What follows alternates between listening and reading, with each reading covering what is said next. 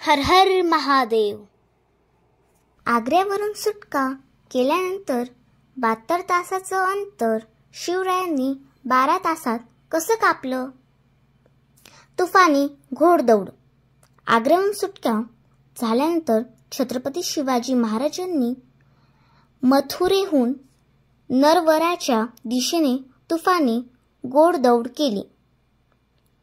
परकीय प्रवासी मनुजीच्या वर्णनानुसार महाराज आणि मावळे 72 तासांचे अंतर केवळ 12 तासात कापायचे।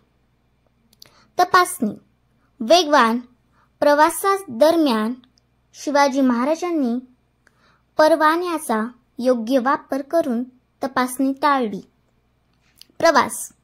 त्यांच्यासोबत असलेल्या मावळ्यांनाही अत्यंत कौशल्याने प्रवास करत सुरक्षा व्यवस्थेला चकवा दिला।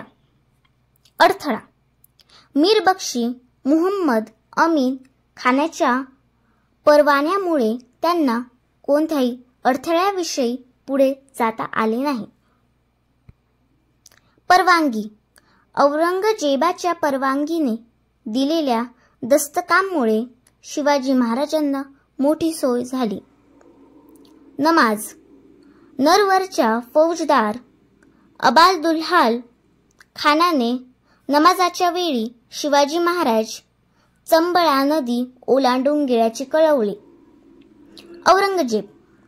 औरंगजेबाच्या दरबारात रोज लिहिल्या जाणाऱ्या डायरीत शिवाजी महाराज नर्मदेवर पोहोचल्याची नोंद होती। प्रवासाचा वेग। त्यांच्या प्रवासाचा वेग एवढा होता की कोणीही त्यांना पाहू शकले नाही। सुरक्षित। बुंदेलखंडात मोगल विरोधी सत्ता असल्याने शिवाजी महाराजांनी त्या भागात सुरक्षित आश्रय घेतला। सहकार्य। गोंडवनातील राजेही मोगलांच्या विरोधात असल्याने महाराजांना सहकार्य मिळाले। विलक्षण। परकीय लेखकांच्या नोंदीमुळे शिवाजी महाराजांना विलक्षण धैर्याचा पुरावा मिळतो। रणनीती।